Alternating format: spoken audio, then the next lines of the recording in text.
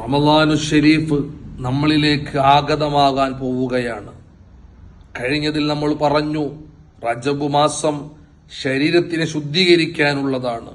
മഹത്തുക്കൾ പഠിപ്പിക്കുന്നുണ്ട്, ശരീരത്തിനെ ശുദ്ധിയാക്കുക എന്ന് പറഞ്ഞാൽ കൃത്യമായി നിസ്കരിക്കലാണ്.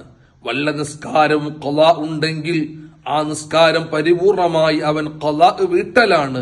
അങ്ങനെ നിസ്കാരങ്ങളെ പരിപൂർണമായി ഖളാ വീട്ടി കൃത്യമായി നിസ്കാരം തുടങ്ങി കഴിയുന്നും ജമാഅത്തായിക്കൊണ്ട് നിസ്കരിക്കുന്നവനായി അവന്റെ ശരീരത്തിനെ ശുദ്ധീകരിച്ച് വീണ്ടും ശഅബാൻ കടന്നു വരുമ്പോ ആ ശഅബാനിൽ അവന്റെ ഹൃദയത്തിനെ അവൻ ശുദ്ധീകരിക്കേണ്ടതുണ്ട്.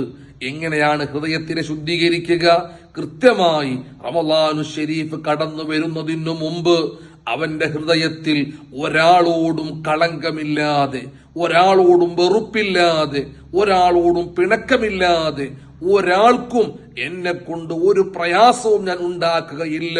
ഉണ്ടായിട്ടുണ്ടെങ്കിൽ അത് മുഴുവനും ഞാൻ പൊരുത്തപ്പെടിച്ച് എന്റെ മാതാവിനോട്, പിതാവിനോട്, എന്റെ കുടുംബങ്ങളോട്, കൂട്ടുകാരോട്, എന്റെ അയൽവാസികളോട്, അങ്ങനെ എന്തെല്ലാം ബന്ധങ്ങളുണ്ടോ ആ ബന്ധങ്ങളിലുള്ളവരോടെല്ലാം പരിപൂർണമായി മനസ്സുകൊണ്ട്, ഹൃദയം കൊണ്ട് തുറന്ന മനസ്സാക്കി വെച്ച് ഒരാളോടും വെറുപ്പില്ലാത്ത, കലർപ്പില്ലാത്ത മനസ്സിന്റെ ഉടമയായി അവന്റെ ഹൃദയത്തിനെ ശഅബാൻ മാസം ശുദ്ധീകരിച്ചുകൊണ്ട് ആത്മാവിനെ പരിപൂർണമായി റമളാനു ഷരീഫിനെ ശുദ്ധീകരിക്കണമെന്ന് ഹബീബായ മുത്തുനബി സല്ലല്ലാഹു അലൈഹി വസല്ലമ തങ്ങൾ നമുക്ക് പഠിപ്പിച്ചു തരികയാണ്.